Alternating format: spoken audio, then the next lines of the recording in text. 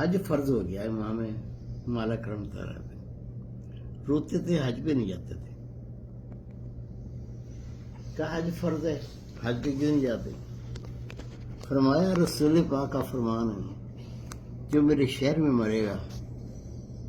اس کی شفاعت مجھ پہ واجب ہے، میں اس کو بخشا لوں گا، میں یہاں سے نکل جاؤں مر جاؤں، حج بشے کا ادا ہو جائے، اس کی گارنٹی نہیں ہے کہ میں بخشا جاؤں گا، میں کیسے چھوڑ دوں؟ روتے تھے اور حج پہ نہیں جاتے تھے، پھر رسول پاک کی زیارت ہوئی، کیا مالک کیا حج کر کے آپ فرض ادا کر، ہم گارنٹی دیتے ہیں میری شہر میں مرے گا۔ حضرت عثمان غنی کے مزار کے ساتھ آپ کا مزار آ گئے تھے، پھر آپ گئے حج کر کے واپس آئے،